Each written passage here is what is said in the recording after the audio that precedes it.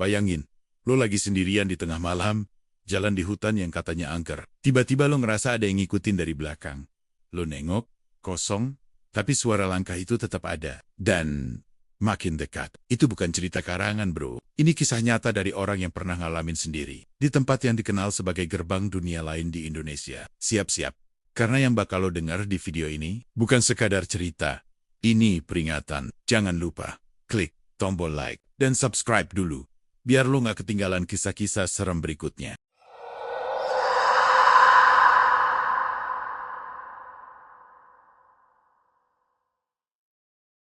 Gue sebenarnya orang yang nggak terlalu percaya sama hal-hal mistis.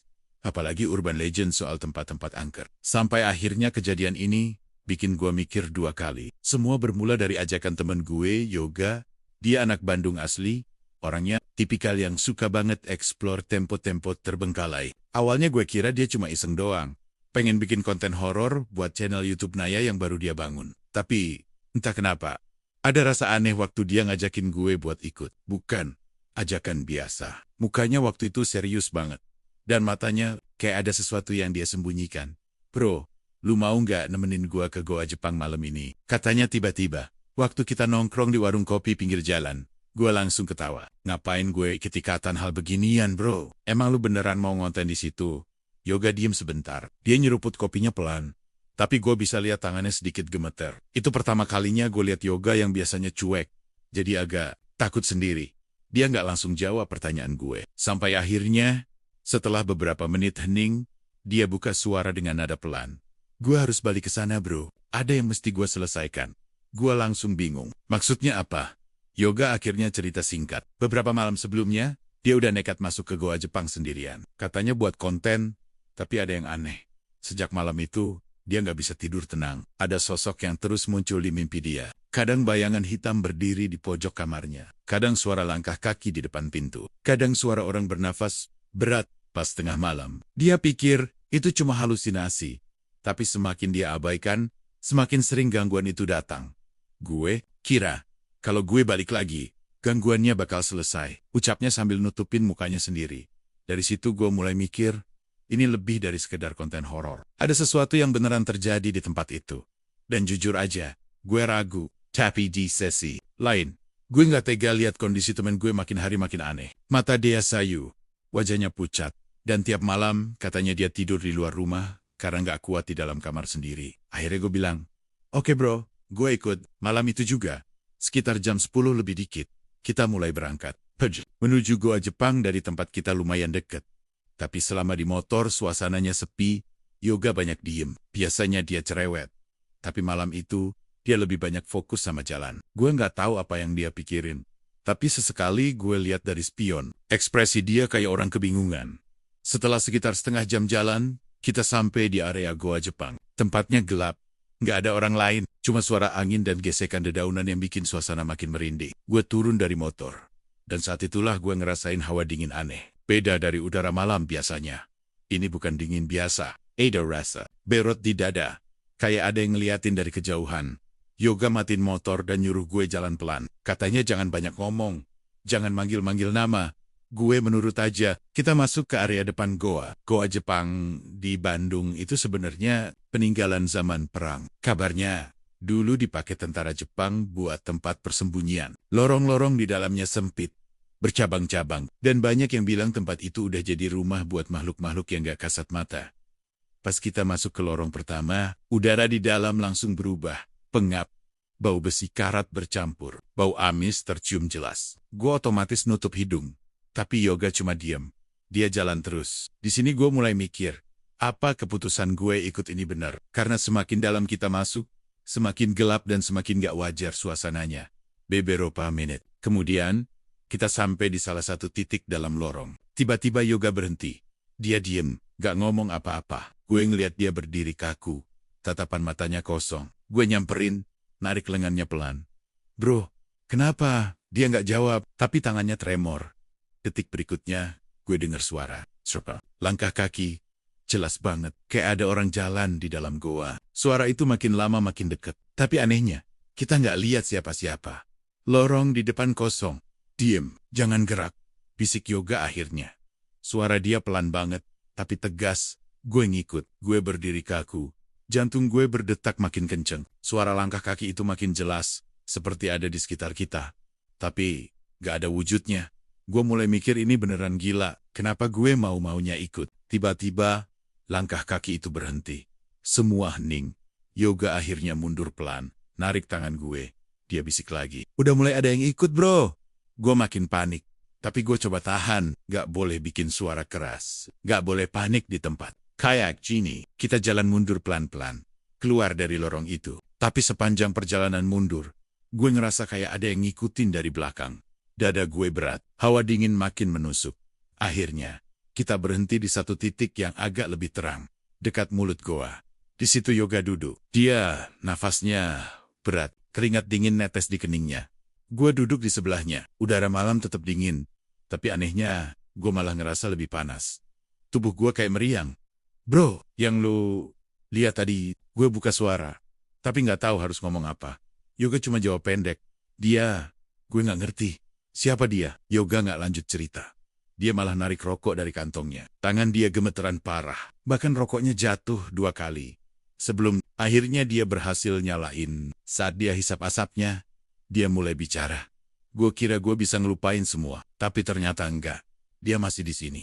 Gue diem. Antara pengen nanya dan nggak pengen tahu lebih lanjut. Tapi akhirnya, gue beranikan diri. Siapa yang lu maksud, bro? Yoga nunduk. Dia tetap lantai. Ada sesuatu di dalam goa itu.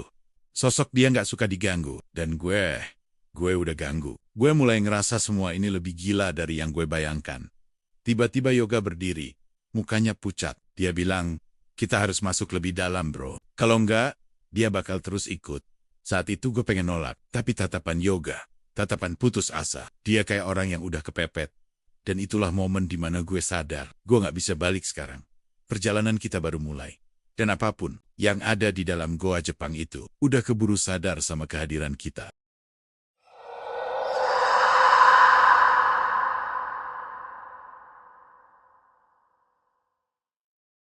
Malam itu, setelah Yoga maksa gue buat ngikut dia, masuk lebih dalam ke dalam lorong goa Jepang. Gue udah ngerasa ini bakal jadi keputusan terbodoh dalam hidup gue. Tapi anehnya, gue tetap ngikut. Mungkin karena rasa penasaran.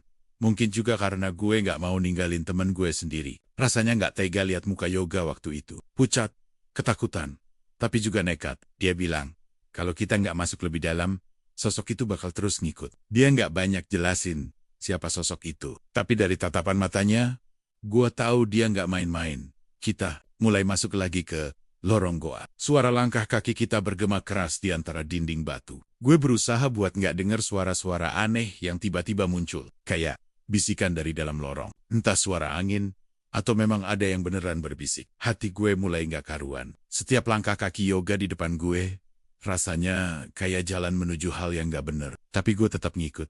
Yoga nggak banyak ngomong. Dia terus jalan sambil bawa senter kecil. Cahaya dari senternya cuma cukup buat ngeliatin 1-2 meter ke depan. Selebihnya cuma gelap pekat. Tiba-tiba dia berhenti. Gue hampir nabrak dia dari belakang. Dia ngangkat tangan nyuruh gue diem. Saat itu gue dengar suara aneh. Bukan suara langkah kaki. Bukan bisikan. Tapi suara berat kayak orang lagi nafas. Dalam-dalam. Suara itu ada di depan kami. Entah seberapa jauh. Suara itu berat, kasar, dan sesekali terdengar kayak ada sesuatu yang diseret di lantai batu. Gue mulai panik. Yoga cuma nengok ke belakang sebentar enjiliatin gue. Terus dia bilang pelan, jangan lari. Dan anehnya, gue menurut. Kami terus jalan pelan. Sementara suara berat itu makin jelas. Suara gesekan aneh di lantai juga makin deket. Jantung gue berdegup gila-gilaan. Gue mulai mikir kenapa gue nggak kabur aja dari awal. Beberapa langkah berikutnya, tiba-tiba udara di sekitar gue jadi lebih dingin. Bukan dingin biasa, tapi dingin yang rasanya bikin tulang-tulang gue ngilu. Gue lihat Yoga berhenti total di depan. Tangannya gemetar. Dia nunjuk sesuatu di ujung lorong. Gue ngeliat, dan disitulah gue ngeliat sosoknya. Di ujung lorong samar-samar dalam cahaya senter kecil, ada bayangan hitam berdiri. Tegak, nggak bergerak sama sekali. Tapi jelas itu bukan bayangan biasa. Bayangan itu punya bentuk, seperti manusia, tapi lebih tinggi, lebih besar. Dan entah kenapa, gue ngerasa sosok itu ngeliatin kami. Dari jauh, mata gue nggak bisa lihat detail mukanya. Tapi ada 2 titik merah. Samar yang kayak nyala lilin redup. tepat di bagian wajahnya. Titik itu nggak berkedip, nggak bergeser. Diam, cuma natap. Gue nggak bisa ngomong, tenggorokan gue kering. Yoga mulai mundur pelan. Tapi dia tetap narik tangan gue, biar gue nggak diem di tempat. Nafas, dia udah mulai berat. Gue tahu dia panik. Meski dia berusaha tetap tenang, bayangan itu tetap diem di tempat. Tapi suasana di lorong itu jadi kayak beku, sunyi. Bahkan suara langkah kaki kami berhenti bergema. Seolah dinding lorong menyerap semua suara. Lalu, tiba-tiba, sosok itu bergerak. Bukan jalan, tapi kayak meluncur, geser. Tanpa suara langkah, tanpa gerakan kaki. Dia geser mendekat, perlahan. Tapi pasti, Yoga langsung narik gue buat mundur lebih cepat.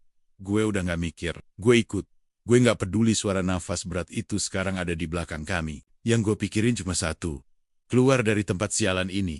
Tapi semakin kami mundur, semakin lorong ini terasa panjang, lebih panjang dari sebelumnya. Seakan-akan goa ini berubah bentuk, seakan kami nggak bakal bisa keluar. Cahaya senter Yoga tiba-tiba berkedip-kedip. Lampunya mulai redup. Yoga mulai maki-maki pelan, panik. Gue sendiri udah kebas. Dingin di tubuh gue udah numpuk parah. Kayak ada kabut es di dalam paru-paru gue. Lalu, saat senter Yoga mati total, semuanya gelap. Gelap total. Suara berat itu ada tepat di belakang kami. Gue bisa ngerasain nafas kasar itu di tengkuk gue. Yoga diem, gue diem. Gue nggak berani gerak. Kami berdiri kaku dalam kegelapan. Nafas gue sendiri kedengeran kayak bom waktu di telinga gue. Suara berat itu makin keras. Nafas itu makin dekat. Detik berikutnya, ada sesuatu yang menyentuh pundak gue. Gue refleks, teriak sekenceng-kencengnya. Tapi anehnya, suara gue nggak keluar. Kayak ada yang nahan tenggorokan gue. Gue coba jerit lagi. Tetap nggak bisa. Tangan Yoga tiba-tiba narik gue. Dia dorong gue maju. Gue lari tanpa mikir apa-apa. Gue nggak lihat apa-apa. Cuma ngeraba dinding goa. Kami lari dalam gelap. Tiba-tiba cahaya senter nyala lagi. Yoga di depan, dia lihat gue. Dia teriak, "Lari, jangan lihat belakang." Gue nurut. Kami terus lari. Gak tahu berapa lama. Nafas gue udah ngos-ngosan. Kaki gue gemeteran. Sampai akhirnya, kami ngelihat cahaya dari luar goa. Kami sampai di mulut goa. Kami keluar. Begitu keluar, hawa dingin langsung lenyap. Tapi gue nggak ngerasa lega. Tubuh gue malah makin lemes. Yoga jatuh terduduk di tanah. Dia ngusap wajahnya dengan tangan yang gemetar. Kami diem. Lama. Beberapa menit kemudian, Yoga bilang sesuatu yang bikin gue makin takut. Dia belum selesai. Gue cuma bisa duduk di tanah. Ngeliatin mulut goa yang gelap pekat di belakang kami. Di kepala gue cuma ada satu pertanyaan yang gak bisa gue jawab.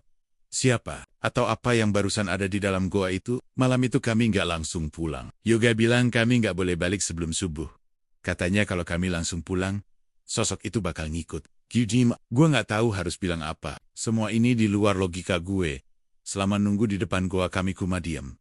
Gue coba tidur tapi gak bisa. Setiap merem, yang ada di kepala gue cuma bayangan hitam tinggi besar itu. Dan suara nafas berat yang sampai sekarang masih kebayang jelas. Di telinga gue, saat azan subuh mulai kedengeran dari kejauhan, Yoga baru ajak gue pergi. Sepanjang perjalanan pulang, gak ada yang ngomong. Sampai akhirnya di depan rumah gue, Yoga cuma bilang satu kalimat, "Lu belum aman." Setelah itu, dia pergi.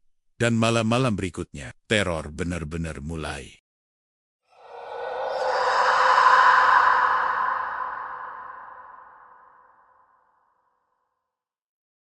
Sejak malam itu, gue pikir semuanya bakal selesai. Nyatanya, teror baru aja dimulai. Malam pertama setelah kejadian di Goa Jepang, gue ngerasa ada sesuatu yang aneh di rumah. Suasananya beda, nggak nyaman. Hawa dingin tiba-tiba muncul, padahal jendela dan pintu semuanya tertutup rapat. Lampu kamar gue redup sendiri, kadang berkedip kayak lampu rusak. Padahal sebelumnya nggak pernah kayak gitu. Gue kira cuma perasaan gue yang parno, karena pengalaman di Goa, tapi makin lama, kejadian aneh makin jelas. Jam 2 malam gue kebangun, bukan karena mimpi buruk, tapi karena suara ketukan dari arah lemari kamar. Pelan, tapi ritmenya jelas. Q, diem. Mikir itu tikus atau binatang. Tapi ketukannya terlalu rapi. 3 ketukan, diam, lalu 3 ketukan lagi. Gue berusaha nggak panik. Bantal gue tarik buat nutup kuping. Tapi makin gue tutup, makin jelas suara ketukannya. Gue coba berdoa dalam hati. Tapi tiba-tiba suara ketukan itu berhenti dan diganti sama suara lain. gue dengar suara napas. Napas berat, kasar, dan yang bikin bulu kuduk gue meremang. Suara itu kedengeran dari arah belakang gue, dari kasur yang sama tempat gue tidur. Gue nggak berani noleh. Gue bener-bener nggak sanggup. Nafas gue sendiri udah kayak orang asma. Gue cuma bisa nangis pelan dalam gelap. Gue nggak tahu berapa lama suara napas itu ada di situ. Mungkin 1 menit, mungkin sejam. Gue kehilangan waktu, tapi tiba-tiba suara itu berhenti. Dan semuanya hening. Sampai gue nggak sadar kapan akhirnya gue ketiduran karena kelelahan. Besok paginya, gue nemuin sesuatu di lemari. 3 garis bekas cakaran. Panjang, dalam, seperti ada sesuatu yang nyakar dari dalam. Gue langsung keluar kamar. Gak tahan, gue telepon Yoga. Dia nggak angkat. Berkali-kali gue coba. Gak bisa. Gue nekat datengin rumahnya. Di rumah Yoga, gue kaget. Ibunya keluar dalam kondisi nangis. Dia bilang Yoga ngilang sejak semalam. Gue makin panik. Gue ceritain semua yang gue alami ke ibunya. Tapi ibunya cuma bisa nangis. Dia bilang ini bukan pertama kalinya Yoga ngilang. Kadang suka hilang 2-3 hari tanpa kabar. Tapi kali ini, katanya beda. Yoga ninggalin sesuatu di kamarnya. Gue masuk kamar Yoga. Di atas meja belajarnya ada foto lama. Foto goa Jepang. Tapi bukan foto biasa. Di foto itu, ada sesosok bayangan. Hitam berdiri di mulut goa. Jelas, tinggi besar. Sama persis kayak yang gue lihat di dalam lorong malam itu. Gue merinding sekujur badan. Ibunya bilang Yoga pernah ngomong, kalau suatu hari dia nggak pulang, jangan cari dia. Setelah itu gue pulang. Tapi rasa takut gue makin besar. Malam harinya, gangguan makin brutal. Lampu kamar gue tiba-tiba padam total. Hawa dingin gak karuan. Tapi yang bikin gue bener-bener takut setengah mati, suara ketukan dari lemari kembali. Kali ini, lebih keras. Lebih seperti ada sesuatu yang maksa keluar dari dalam sana. Gue diem di pojokan kamar, sambil bawa cutter kecil. Entah, buat apa. Gue cuma ngerasa lebih aman dengan sesuatu di tangan. Saat ketukan itu berhenti, gue pikir semuanya selesai. Tapi ternyata lebih parah. Lemari kamar gue kebuka sendiri. Perlahan, tanpa suara, dari dalamnya keluar bau busuk menyengat, kayak bangkai. Dan di dalamnya, gue lihat 2 titik merah samar, tepat di sudut gelap lemari. Titik itu nggak berkedip, cuma diam. Tapi gue tahu, dia lihat gue nggak bisa gerak. Badan gue kaku, tangan gue gemetar, cutter di tangan gue jatuh ke lantai. Nafas gue tercekat. Detik berikutnya, suara napas kasar itu terdengar lagi. Tapi kali ini, bener-bener dekat. Dari dalam lemari, gue coba doa sekuat-kuatnya. Tapi semua doa yang gue hafal, hilang. Pikiran gue kosong. Yang gue bisa cuma nangis sambil tubuh gue gemeteran. Dan saat titik merah itu mulai maju keluar dari lemari, gue pingsan. Gue kebangun pagi harinya. Di lantai kamar, lemari masih kebuka. Tapi nggak ada siapa-siapa di dalam. Bau busuknya masih ada. Badan gue lemes total, tenggorokan kering. Seolah habis teriak seharian. Tapi gue nggak inget apa-apa setelah pingsan. Seharian gue ngurung diri. Gak makan, gak mandi. Gue nunggu Yoga muncul. Tapi dia tetap nggak ada kabar. Sampai malamnya, HP gue bunyi. SMS dari nomor nggak dikenal. Kalau mau selamat, datang ke Goa Jepang. Malam ini, gue tahu itu Yoga. Nggak mungkin orang lain. Malam itu juga, gue bawa motor. Gue nekat balik ke Goa Jepang.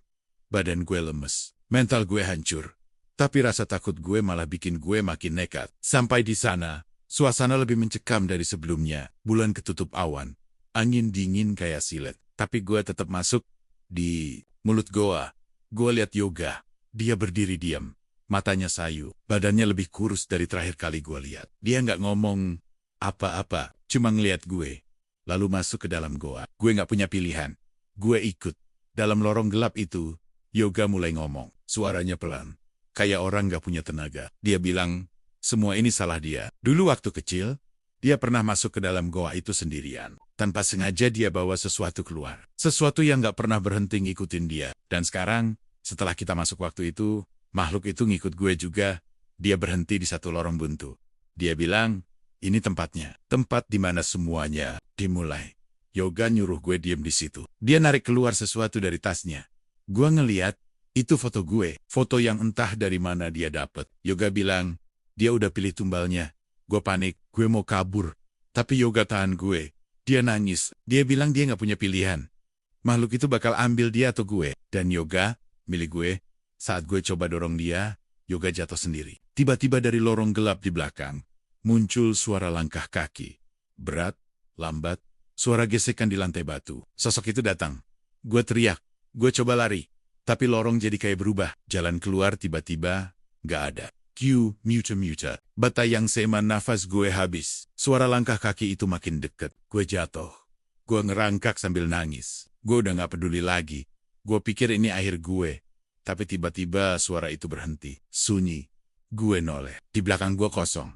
Dan gue gak ingat apa-apa setelah itu. Gue kebangun di depan mulut goa. Sendirian. Pagi hari, badan gue kotor. Penuh luka lecet. Tapi gue hidup. Yoga gak pernah ditemukan. Sampai hari ini. Dan gue gak pernah berani cerita ke siapapun. Sampai akhirnya gue rekam cerita ini. Karena gue tahu. Sosok itu masih ngikut gue. Kadang gue dengar suara langkah kaki di lorong kamar gue sendiri. Kadang bau busuk itu muncul tanpa sebab. Dan tiap gue tidur, mimpi gue selalu sama.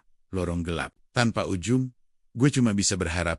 Suatu hari, gue gak bakal kebangun di dalam gua itu lagi.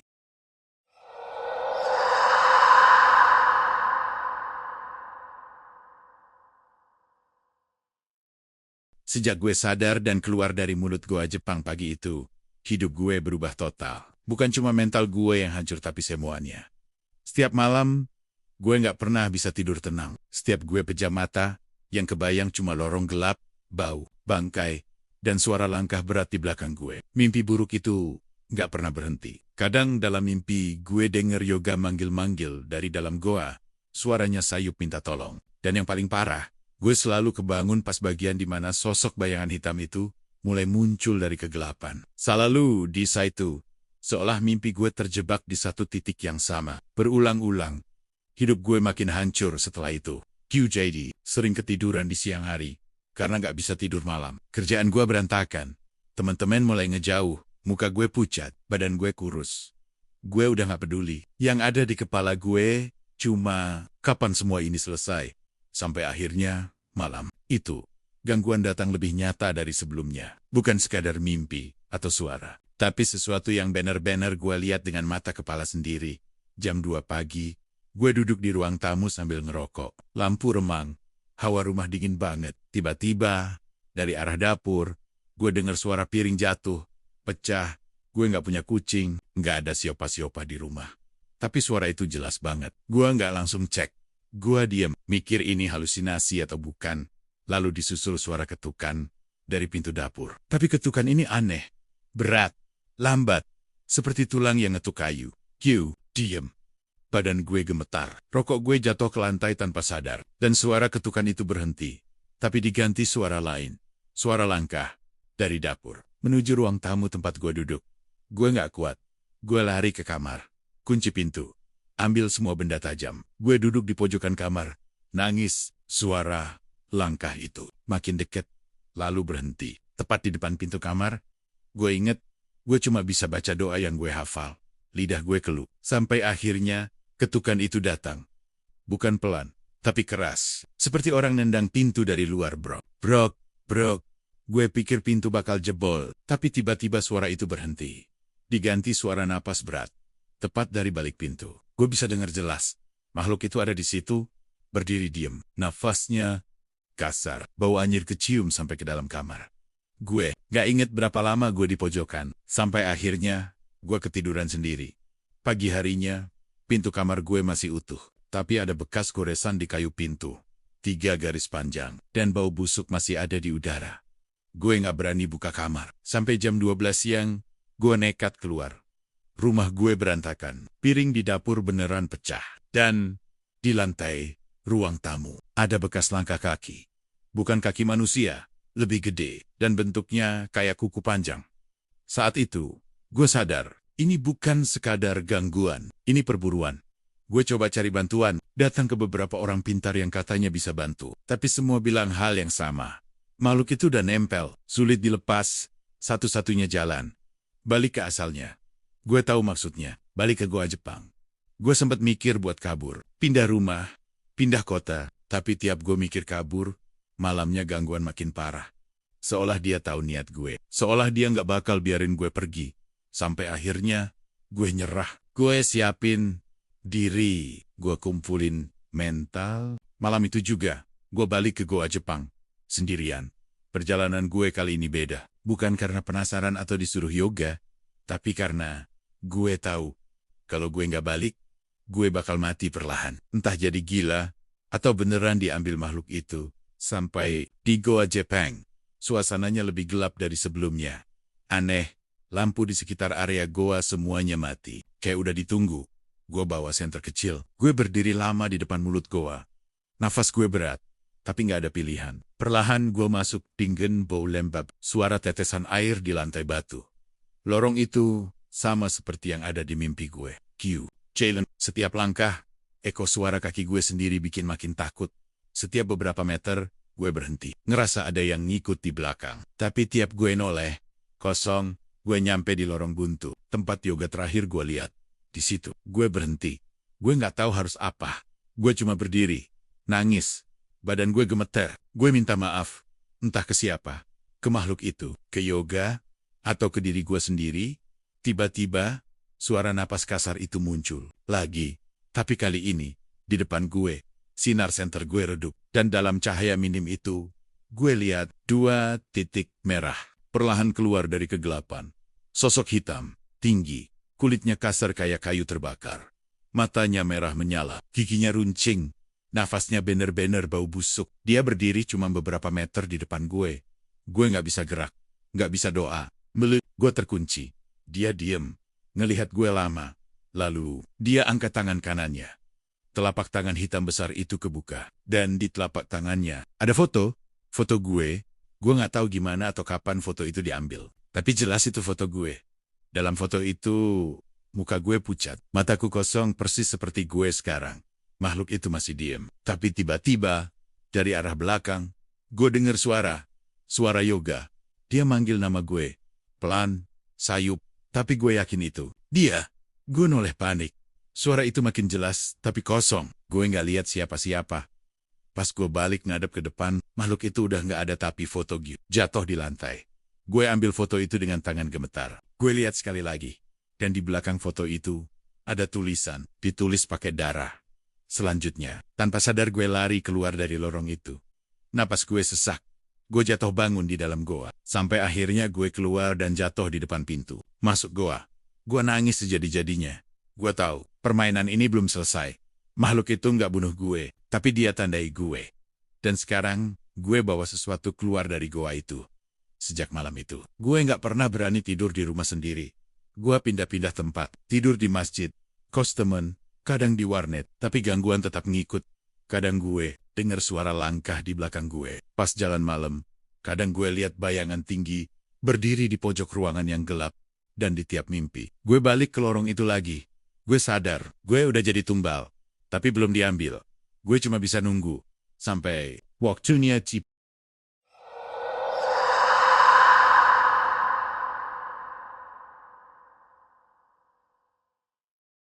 Sejak malam itu, hidup gue bukan lagi soal bertahan, tapi soal menunggu. Menunggu kapan akhirnya gue bakal bener-bener diambil sama sesuatu yang jelas-jelas lebih kuat dari sekadar logika. Waktu pertama kali gue keluar dari goa Jepang dan bawa foto itu, gue kira semuanya bakal selesai. Ternyata salah. Itu bukan akhir. Itu awal dari sesuatu yang jauh lebih gelap. Setiap malam, setiap gue pejam mata, suara yoga masih selalu ada. Dia manggil-manggil nama gua. Makin jelas, makin dekat, tapi dia nggak pernah kelihatan. Hanya suara. Dan setiap kali gue bangun, gue nemuin sesuatu yang lebih aneh di rumah gue. Kadang ada bekas lumpur di depan pintu. Kadang ada sisa dupa yang masih berasap di dapur. Kadang, yang paling bikin gue hampir gila, ada foto gue sendiri. Di tempat yang nggak masuk akal. Di dalam kulkas, di gantungan baju. Bahkan pernah gue nemu foto gue di dalam panci nasi. Dan di belakang semua foto itu, selalu ada tulisannya aneh. Seperti goresan kuku, tapi bisa kebaca. Kata-katanya selalu sama, waktunya sebentar lagi. Badan gue makin kurus, muka gue makin pucat. Orang-orang bilang gue kena guna-guna. Tapi gue tahu, ini bukan sekadar santet. Ini hukuman karena gue pernah nginjek tempat yang gak seharusnya gue datengin. Karena gue ikut main di dunia yang harusnya gak gue sentuh. Beberapa kali gue nyoba cerita ke orang pintar. Gue pernah datang ke seorang ustadz terkenal. Taikuma pek tangan gue sebentar. Lalu melepaskan dan nyuruh gue pulang. Mukanya langsung pucat. Gue denger dia bisik ke asistennya. ini bukan urusan kita. Gue bener-bener sendirian. Sampai suatu malam, di kosan temen gue, gangguan itu naik level. Jam 2 pagi. Seperti biasa gue nggak bisa tidur. Gue duduk di lantai. Di pojokan kamar, cahaya lampu remang. Temen gue udah tidur dari tadi. Tapi tiba-tiba, dia kebangun. Bukan karena gue, tapi karena dia ngerasa ada sesuatu. Dia bilang, "Bro, lu nyium bau aneh nggak?" Gue diem. Karena gue tahu bau itu. Bau anyir. Bau bangkai yang udah lama banget gue cium. Dan bener aja, detik berikutnya, suara itu datang. Langkah kaki. Berat, pelan, tapi pasti. Suara itu datang dari luar kamar. Gue dan temen gue saling lihat. Muka dia langsung pucat. Dia mulai baca doa. Sementara gue cuma bisa diem. Tubuh gue kaku. Suara langkah itu makin dekat. Lalu tepat di depan pintu kamar. Sama kayak kejadian di rumah gue dulu. Ketukan pertama terdengar. Bukan ketukan biasa. Berat. Seolah sesuatu yang besar lagi ngetuk pakai kuku panjangnya. Temen gue langsung panik. Baca ayat kursi kenceng-kenceng. Tapi, pintu kamar malah bergetar. Seolah didorong dari luar. Brok, brok. P-R-A-K. Pintu kamar beneran hampir jebol. Gue ngeliat muka temen gue. Dia nangis. Dia jerit-jerit baca doa. Tapi gue tahu, ini gak mempan. Ini bukan makhluk biasa. Tiba-tiba suara ketukan berhenti. Diganti sama suara napas berat yang gue kenal banget. Nafas makhluk itu. Lalu, pelan-pelan, pintu kamar mulai kebuka sendiri. Gue gak tahu apa yang bikin pintu kebuka. Tapi yang jelas, setelah pintu kebuka, kami gak lihat siapa-siapa di luar kosong. Tapi bau busuk makin kuat yang terjadi berikutnya. Adalah sesuatu yang bahkan sampai sekarang gue gak bisa lupa. Dari lorong gelap luar kamar, muncul sesuatu. Bukan makhluk hitam tinggi, kayak waktu di Goa Jepang. Tapi sosok manusia. Tapi jelas bukan manusia biasa. Mukanya kayak yoga, tapi matanya hitam semua. Penuh, bibirnya sobek sampai ke pipi. Dan di lehernya, ada bekas luka melingkar, kayak bekas digorok. Dia pakai baju yang sama kayak terakhir kali gue lihat dia. Di Goa Jepang, dia berdiri di depan pintu kamar, dan dia manggil nama gue. "Bro, ayo ikut," suara yoga. Tapi berat, serak, dan seolah ada suara lain yang numpang di suaranya. Temen gue pingsan, badannya jatuh di lantai. Sementara gue, cuma bisa nangis. Gue bisik pelan, "Maaf." Sosok itu tetap diam, lalu melangkah masuk ke kamar. Gue gak bisa apa-apa, gak bisa lari, gak bisa teriak. Sosok yoga berdiri di depan gue. Dia ngelihat gue lama. Tatapan matanya kosong. Lalu dia angkat tangan kanannya. Di tangannya ada foto gue. Foto yang sama kayak yang makhluk hitam bawa di Goa Jepang. Dia lalu ngelempar foto itu ke lantai, tepat di depan kaki gue. Lalu dia bilang sesuatu. "Selamat datang." Setelah itu, semuanya gelap. Gue gak ingat apa-apa. Gue kebangun di rumah sakit. Temen gue cerita gue ditemukan pagi-pagi sama penghuni kos lainnya. Temen gue koma selama 2 hari. Gue sendiri gak sadar selama hampir 1 hari. Dokter bilang, gue kelelahan dan kena gangguan psikologis berat. Tapi gue tahu, ini lebih dari sekedar stres. Setelah kejadian itu, gue nyoba kabur, pindah kota. Tapi kemanapun gue pergi, gangguan tetap ada. Nggak setiap malam, tapi cukup untuk ngingetin gue. Kalau gue udah ditandai. Dan yang paling parah, beberapa hari terakhir, suara yoga makin jelas. Bahkan siang hari, gue lagi di jalan, naik motor, tiba-tiba denger dia manggil nama gue dari spion. Gue lagi makan di warung. Tiba-tiba suara dia ada di meja sebelah. Kadang pas mandi, dia bisik di kuping gue. "Lu belum selesai, bro." Gue gak tahu apa yang ditunggu. Gue gak tahu apa yang makhluk itu mau dari gue. Tapi satu hal yang pasti, gue hidup dalam teror yang gak ada habisnya. Orang bilang, gue harus balik ke Goa Jepang lagi. Tapi gue tahu, sekali gue balik ke sana, mungkin gue gak akan keluar lagi. Satu-satunya hal yang bikin gue masih bertahan sampai sekarang adalah karena gue pengen cerita ini didengar orang lain. Supaya gak ada lagi orang bodoh kayak gue, yang dengan gampangnya masuk ke tempat-tempat kayak gitu. Cuma demi konten, demi seru-seruan. Karena begitu lu masuk ke dunia mereka, gak ada jalan keluar. Sekarang gue cuma nunggu. Malam ini, gue ngerasa sesuatu akan terjadi. Gue udah gak peduli. Di pojok kamar, dengan lampu remang, gue nulis cerita ini, don dari tadi. Suara langkah itu udah mulai terdengar.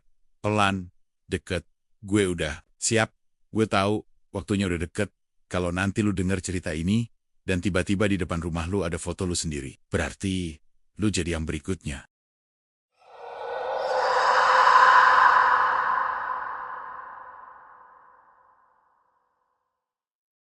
Sejak malam itu, semua jadi kabur buat gue. Hari demi hari berlalu kayak mimpi buruk yang gak ada ujungnya. Gue gak tahu udah berapa lama gue gak tidur beneran. Setiap gue pejam mata, bayangan Yoga pasti ada. Bukan cuma bayangan, tapi suara, bau, bahkan sentuhan dingin di kulit gue. Semua orang nyuruh gue balik normal, tapi mereka gak ngerti.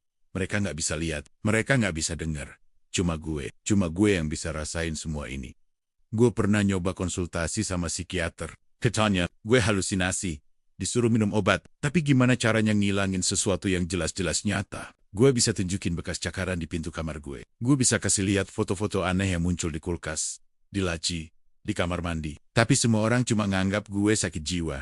Gue pernah nekat bakar semua foto yang gue temuin, tapi foto-foto itu muncul lagi. Bahkan jumlahnya lebih banyak. Ada yang ditempel di kaca kamar. Ada yang terselip di bawah bantal. Bahkan pernah gue nemuin foto muka gue sendiri. Di dalam dompet orang lain, gue nggak ngerti. Yang lebih parah, orang-orang di sekitar gue mulai kena imbas. Beberapa teman dekat gue mulai mimpi buruk. Mereka cerita, di mimpi itu, ada sosok cowok berdiri di pojokan kamar mereka. Badannya hitam, matanya merah, dan terus manggil nama gue. Awalnya mereka pikir cuma mimpi aneh biasa. Tapi setelah 3 orang cerita hal yang sama, gue mulai sadar. Apa yang ngejar gue sekarang, nggak cuma ngejar gue doang. Gue jadi sumber buat sesuatu yang lebih besar. Setiap orang yang deket sama gue, perlahan ditarik masuk ke lingkaran ini. Sampai akhirnya ada kejadian yang bikin gue benar-benar ngerasa semua ini nggak bisa gue hentikan. Waktu itu jam 2 pagi, gue lagi duduk di kos, nulis cerita ini, pas tiba-tiba handphone gue bunyi. Nggak dikenal, tapi yang bikin gue merinding. Waktu gue angkat, nggak ada suara apapun, cuma nafas berat, seret, dan lambat. Sama kayak suara yang gue denger di Gawajah. Nafas makhluk itu, gue matiin. Beberapa detik kemudian, SMS masuk. Isinya cuma 1 kalimat. Lu milik kami. Setelah itu, handphone gue mati sendiri. Dan dari kejauhan, dari luar kosan, gue bisa dengar langkah kaki, berat, pelan, menuju kamar gue. Saat itu, gue gak tahan lagi. Gue lari keluar, ninggalin semuanya. Jalan kaki di tengah malam, tanpa tujuan, cuma pengen jauh dari kosan. Tapi sadar, ini semua percuma. Kemanapun gue pergi, suara itu tetap ada. Nafas itu tetap ngikutin. Bayangan itu tetap muncul. Bahkan gue bisa ngerasain ada sesuatu jalan di belakang gue. Seiring langkah kaki gue sendiri. Gue berhenti di sebuah masjid kecil, duduk di pojokan, dan nangis. Gue coba berdoa. Tapi bahkan doa gue pun rasanya kosong. Gue cuma bisa bilang, tolong. Siapapun, tolong gue. Malam itu gue ketiduran di sana. Tapi anehnya, di masjid, gue ngerasa sedikit aman. Suara itu nggak ada. Nafas itu hilang. Sugesti. Entah apa. Tapi setidaknya malam itu gue bisa tidur. Besok paginya, gue bangun dan nemuin sesuatu di lantai masjid. Sebuah foto. Foto gue sendiri, lagi duduk di pojokan masjid. Foto yang diambil dari sudut yang nggak masuk akal. Di balik foto itu, lagi-lagi ada tulisan. Lu gak akan bisa kabur. Hidup gue berubah jadi neraka. Gue gak bisa balik ke rumah. Gak bisa balik kerja. Gak bisa inggop-inggopin selain terus lari. Tapi tiap hari, tiap jam, tiap menit. Gue tahu, makhluk itu selalu ada di sekitar gue. Dia gak pernah jauh. Dia ada di bayangan gue. Di suara langkah kaki gue. Di setiap refleksi kaca yang gue lewati. Sampai akhirnya gue ketemu seseorang. Seorang pria tua. Gue nggak tahu namanya. Gue ketemu dia di masjid yang lain. Beberapa hari setelah kejadian itu, dia tiba-tiba nyamperin gue, ngelihat mata gue, dan bilang, kamu yang diikuti. Gue kaget. Dia cerita tanpa gue tanya. Katanya dia bisa ngelihat sesuatu. Di belakang gue, makhluk besar, hitam, tinggi, matanya merah, yang terus ngikutin kemanapun gue pergi. Gue langsung jatuh nangis di depan dia. Gue nggak peduli dia siapa. Pria itu bilang satu hal yang bikin gue makin takut. Kamu bukan ditandai, kamu diklaim. Dia cerita soal Goa Jepang. Katanya, di sana ada satu sosok penjaga gerbang, sebuah entitas tua yang butuh tumbal berjalan. Maksudnya, seseorang yang jadi perantara buat narik jiwa-jiwa lain. Dan gue udah dipilih buat jadi itu. Artinya, tanpa sadar, gue udah jadi alat buat mereka. Siapapun yang deket sama gue, bakal ikut ditandai. Dan semakin gue panik, semakin gue lari. Semakin gue nyebarin kutukan itu, satu-satunya cara buat berhenti, bukan melawan, tapi menyerah. Gue harus balik ke Goa Jepang, dan masuk sendiri, nyerahin diri gue. Nggak percaya. Tapi pria itu cuma tatap mata gue, lalu pergi. Sejak hari itu, gue nggak pernah ketemu dia lagi. Sekarang gue tahu, cepat atau lambat, gue akan balik ke sana. Entah dengan kaki gue sendiri, atau mereka yang bakal nyeret. Karena mimpi gue sekarang cuma satu hal. Lorong gelap goa Jepang, dan suara yoga. Yang makin jelas, makin dekat, dia selalu bisik hal yang sama. Setiap gue tidur, udah waktunya. Dan tiap kali gue bangun, di dada gue, selalu ada sesuatu. Sebuah foto gue, dengan tulisan, "Sampai jumpa."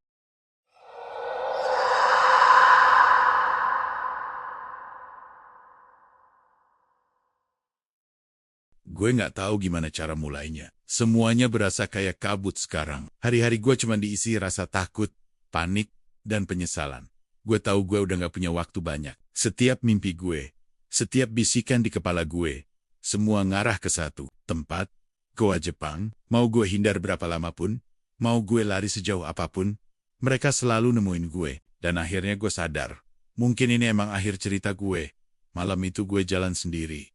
Gak ada yang tahu gue pergi. Gue ninggalin semua. Handphone gue matiin. Gue hapus semua jejak. Biar gak ada satu orang pun yang bisa nyari gue. Karena mereka tahu. Kalau mereka deket sama gue lagi, mereka bisa kena.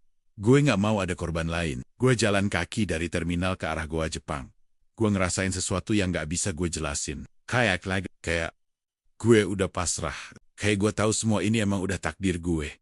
Semakin gue deket ke goa, semakin hening suasananya. Padahal, biasanya rame. Tapi malam itu semuanya kosong. Gak ada suara apapun. Bahkan jangkrik pun gak ada. Udara tiba-tiba jadi dingin banget. Gue keluar uap. Padahal ini Indonesia. Aneh. Tapi gue gak peduli lagi. Sampai akhirnya gue berdiri di depan pintu. Goa, hitam, gelap, gak ada suara. Tapi gue tahu mereka ada di dalam. Gue berdiri beberapa detik. Mikirin semua yang udah gue lalui. Semua orang yang gue sakitin. Semua orang yang gue seret ke kutukan ini. Gue pikir, ini cara gue buat nebus semuanya. Akhirnya gue masuk. Langkah gue berat. Tapi perlahan gue masuk lebih dalam. Lampu center gue nyalain, tapi cuma bisa nembus jarak 1 meter doang. Kabut di dalam goa, tebel banget. Dinding batu di kiri kanan gue kayak menutup. Bikin gue ngerasa kayak dikurung. Tapi gue terus jalan. Sampai akhirnya gue denger suara. Bukan suara biasa. Suara ketawa. Kecil. Suara yoga. Suara itu makin lama makin dekat. Gue berhenti. Gue putar badan. Dan di belakang gue, berdiri sosok tinggi besar. Matanya merah. Senyumnya lebar. Gue nggak bisa lari. Kaki gue kayak ditahan sesuatu. Sosok itu ngelangkah pelan. Terus ngelihat mata gue. Lalu tangannya nunjuk satu arah. Ke dalam goa. Gue ngerti. Gue diminta masuk lebih dalam. Gue jalan. Sampai di satu titik, gue nemuin sesuatu. Bukan cuma yoga. Ada puluhan orang berdiri diam di sisi kanan kiri lorong. Mata mereka kosong. Mereka semua yang pernah gue kenal. Teman-teman gue. Orang-orang yang cerita pernah mimpi buruk soal gue. Mereka semua ada di sini. Diam, kaku, seperti patung hidup. Di ujung lorong, ada sesuatu. Sebuah gerbang. Gerbang batu hitam dengan ukiran simbol aneh. Gerbang itu terbuka sedikit. Dari selannya, keluar kabut tebal dan suara. Suara bisikan puluhan, mungkin ratusan orang. Suara mereka bilang hal yang sama berulang-ulang. Masuk, gue ngerti sekarang. Ini tujuan gue. Satu-satunya cara buat ngakhirin. Semua ini adalah dengan masuk. Gue ngelangkah maju. Setiap langkah semakin berat. Suara bisikan makin keras. Telinga gue sakit. Mata gue berair. Badan gue gemetar. Tapi gue tetap jalan. Sampai akhirnya, gue ada di depan gerbang. Di situ, Yoga berdiri. Mukanya sekarang jelas, bukan cuma sosok hitam. Dia manusia. Mata merahnya masih ada, tapi gue bisa lihat jelas itu dia. Sahabat gue dulu. Dia lihat gue, dan senyum. Dia bisik pelan. Giliran lu, dia mundur, masuk ke balik gerbang. Gue diem. Gue berdiri di situ, bingung. Tiba-tiba, sesuatu narik tangan gue dari belakang. Gue noleh. Itu pria tua yang pernah gue temuin. Dia teriak, "Jangan masuk!" Gue kaget. Gue bingung, dia terus narik gue. Kamu cuma ditipu. Gerbang itu nggak ngakhirin apapun. Itu justru awalnya. Mereka butuh kamu buat buka lebih lebar. Kamu bukan tebusan, kamu kunci. Kepala gue pusing. Semua suara di sekitar gue teriakin masuk. Tapi pria tua itu narik gue keluar.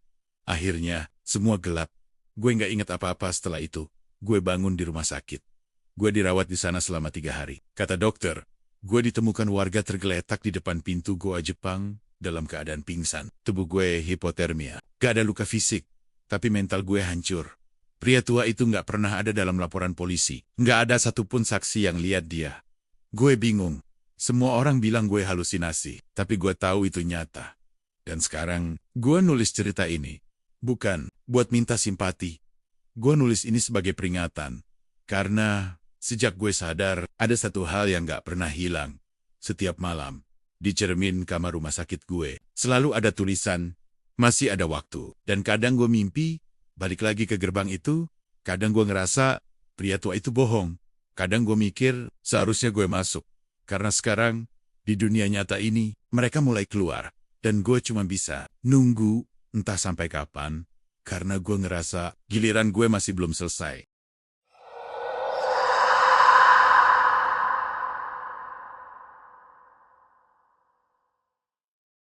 Jadi, setelah dengar cerita tadi, lo masih berani jalan sendirian tengah malam? Atau mungkin lo mulai mikir 2 kali sebelum lewat tempat-tempat terlarang di Indonesia? Tulis di kolom komentar menurut lo, ini cuma kebetulan. Atau memang beneran ada sesuatu di balik dunia yang kita lihat. Terima kasih udah nonton sampai habis. Jangan lupa like, komen, dan subscribe. Karena di video berikutnya, gue bakal bawain cerita yang lebih serem dan lebih nyata. Sampai ketemu di bis malam.